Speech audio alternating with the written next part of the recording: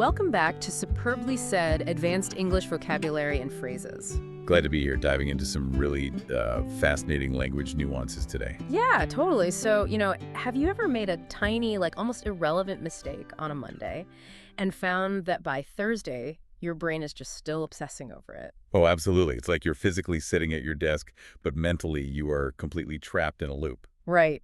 Today, we are exploring the exact words native speakers use to describe that exact feeling and, how to communicate your ideas from that initial anxiety all the way to ultimate success. Which is such an important journey for language learners to articulate. Definitely. And we are pulling our inspiration today from SpeakDuo lesson 1638, where Jude Bellingham and James Corden sing Sweet Caroline and go on a picnic. Such a great relaxed context to pick up on natural phrasing, honestly. It really is. And if you are looking to actively practice these nuances with real people, you can go to speakduo.com to meet learners from all around the world, just hopping on video calls to build your English speaking confidence. It's a fantastic resource for sure. But right now, our mission is specifically for you, the advanced English learners listening, who really want to elevate your conversational skills.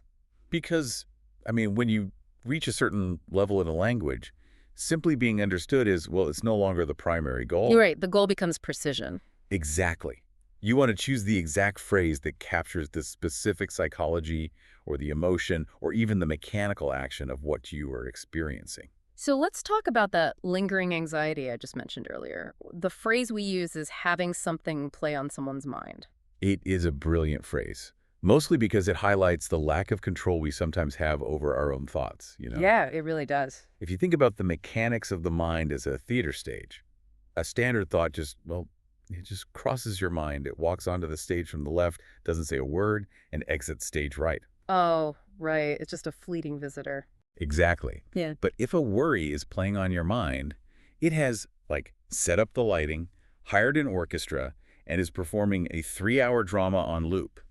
It is involuntary, persistent, and usually quite stressful. I always thought playing sounded a bit too playful for anxiety. Why don't we say it's attacking my mind? Well, because it's a subtle distraction. It's not a full-blown panic attack. Yeah. Right? It's a background noise that just won't stop playing, sort of like a radio left on in the next room. That makes total sense. And it's such a powerful tool for tests. If you are sitting down for an IELTS Part 2 exam, for instance. Oh, that's a perfect example. Right. And you were asked to describe an event that occupied your thoughts. Telling the examiner that small mistake really played on my mind for days instantly demonstrates that you understand emotional nuance. It shows real depth, but Yeah. You can't just let a problem play on your mind forever. Eventually, you have to seize control of the narrative. Yeah, you have to dedicate actual analytical resources to it. Right. You have to transition from passive anxiety to active problem solving. And the exact phrase for that is to give it much thought. Okay, let's unpack this. Wait, isn't that just a fancy way of saying, I thought about it? Not at all. Because if I tell my boss, I thought about your proposal, isn't that pretty much the same thing? Using them interchangeably can actually undermine your professional credibility, honestly. Thinking about it is just casual. Oh, really? Yeah. You can think about what you want for dinner while you're tying your shoes. It requires very minimal cognitive load. But to give it much thought implies you have actively carved out time, sat down, and weighed the pros and cons. So it's more about demonstrating respect for the gravity of the decision, then? Precisely. If you are explaining why you need an extension on a complex project proposal to your boss, or maybe why you've decided to decline a promotion, you would say, I gave it much thought before making this decision. It reassures them that you are measured, responsible and analytical. Exactly. It shows you didn't just decide on a whim. Okay, so we've analyzed the problem. The next hurdle is actually expressing it. And I find this happens a lot when emotions are high, like giving a farewell speech for a beloved team member. Well, those are always tough. Right. You stand up and instead of just talking about it, you say, it is genuinely hard to put into words how much you mean to us. Because putting into words acknowledges the profound difficulty of translating deep, abstract emotion into, clumsy verbal language. Talking about it is just easy. Anyone can talk. Exactly. But capturing the exact essence of gratitude, grief, or love, that requires immense effort. When you admit that it's hard to put something into words, you are actually validating the depth of your feelings for that other person. Wow, yeah. All right, so we've navigated the internal thought process. Now we have to bring our ideas out of our heads and into the physical world. Let's look at the mechanics of momentum. Yes, the initiation phase. The phrase here is to get the ball rolling. If we connect this to the bigger picture, this is pure physics applied to conversation. Think about inertia. A massive boulder sitting at the top of a hill takes a tremendous amount of energy to push that very first inch. Right, but once it starts moving, gravity just takes over. Exactly. But I mean, I hear people say kicking off all the time, like, let's kick off the meeting. Why not just use that? Well, kicking off is really just marking a start time. Like the referee kicks off a football match at 3 p.m. But to get the ball rolling means you are personally taking on the burden of that initial heavy friction so that others can easily join in later. Ah, so it's about the effort of starting. Right. If you schedule a brief introductory meeting for a new localization software project, you tell your colleague, I set this up just to get the ball rolling. You are signaling that you've done the heavy lifting of starting, and now they just need to keep the momentum going. Spot on. And once that momentum starts, the real exertion begins. Which brings us to the phrase, put your back into it. Which means exerting intense physical or mental effort. But I have to challenge this one, actually. Okay. If I tell my CEO, I really put my back into this quarterly report, am I going to sound like a construction worker? Isn't this just a purely physical blue-collar idiom? It definitely originates from physical labor, using your core strength to lift something heavy. Mm-hmm. And you absolutely would use it in an IELTS Part 2 scenario, describing a time you were cleaning and moving heavy furniture last weekend. Right, the literal sense. Exactly. But in modern corporate environments, it has been seamlessly adapted as a metaphor for sweat-inducing absolute dedication. It paints a much more vivid picture than just saying, I tried hard. Because trying hard is pretty passive. Exactly. Putting your back into a financial report means you worked late, you dug deep, and you exhausted yourself to get it done. That physical imagery really grounds the concept. But, work isn't always about brute force, right? No, certainly not. Sometimes the hardest part is the psychological bravery of sharing a fragile new idea. Which brings us to the phrase, lay something out there. This is one of the most emotionally intelligent phrases you can use in a collaborative setting. It means presenting an idea openly for others to consider. But how does that differ from just pitching an idea? Because in the corporate world, everyone is always pitching. Well, pitching is aggressive. When you pitch an idea, your ego is completely attached to it. You are trying to persuade, to sell, and to win. Right, it's a competition. But when you lay something out there, you are practicing vulnerability.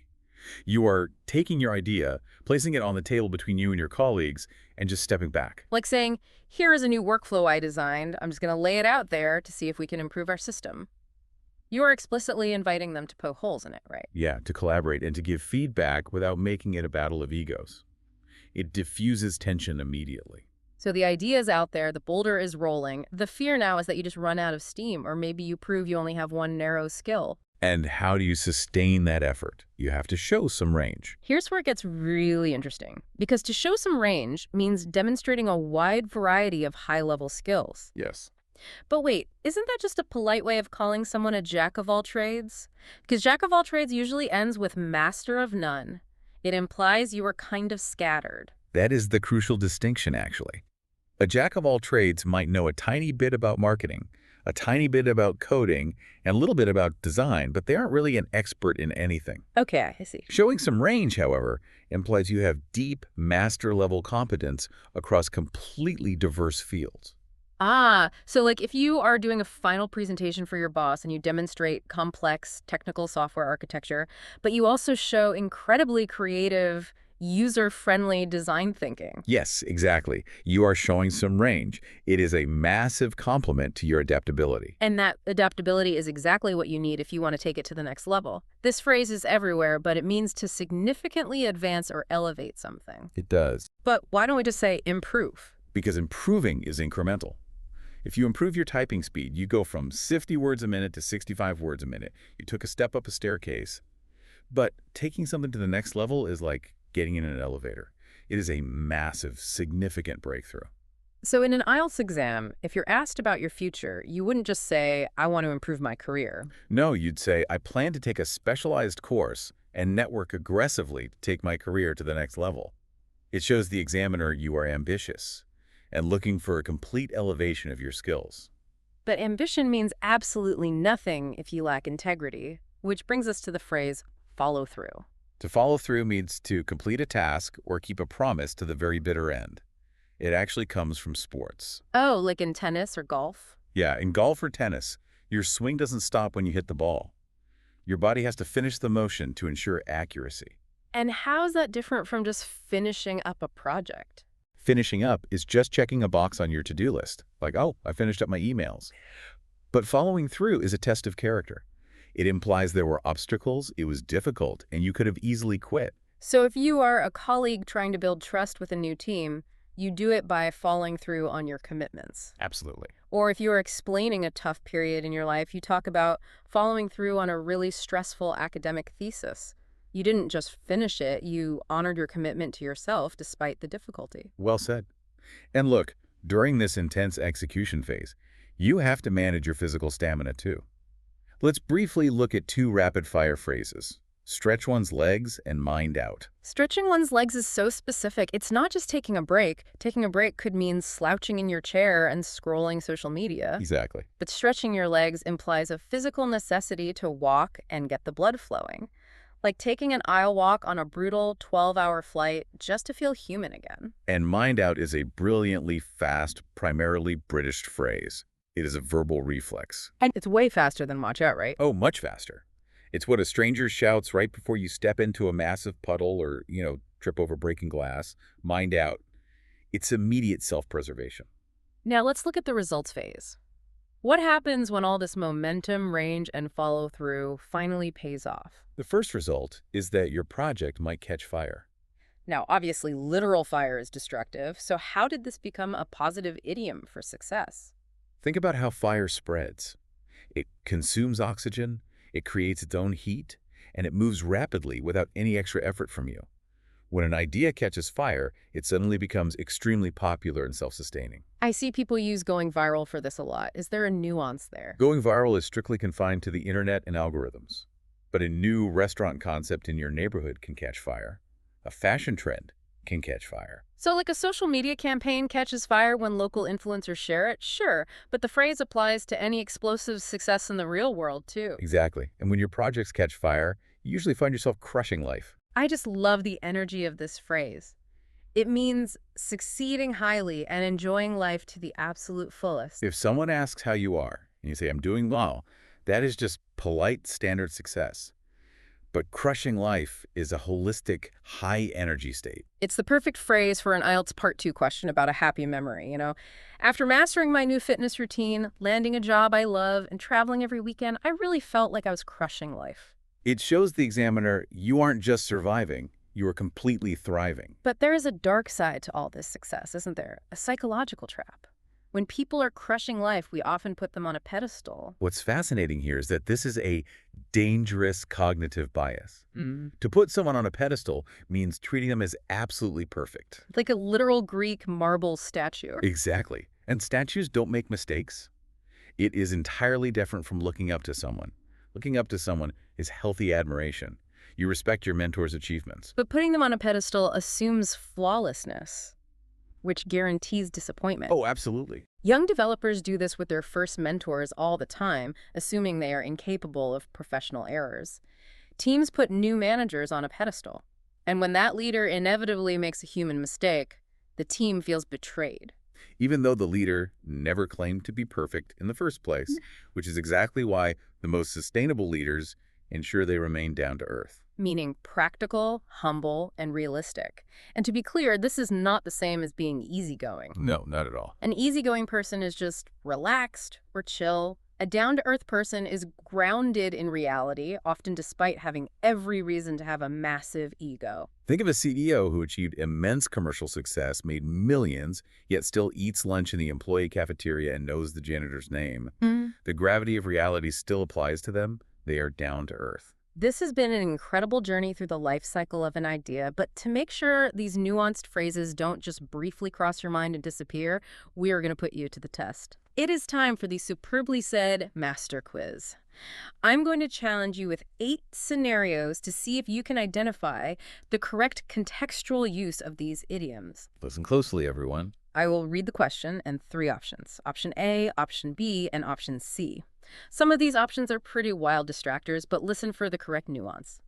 After I read them, I'll give you a cue, and feel free to pause the audio right here if you need to think about the answer before we reveal it. Let's see how much range you have. Question 1.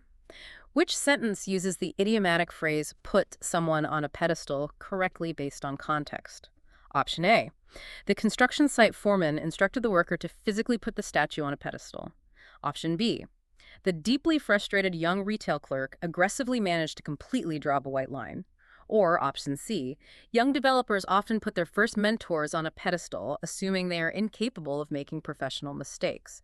Feel free to pause the audio here if you need to think about the answer. So the correct answer is option C. To put someone on a pedestal is a figurative phrase meaning to treat someone as absolutely perfect.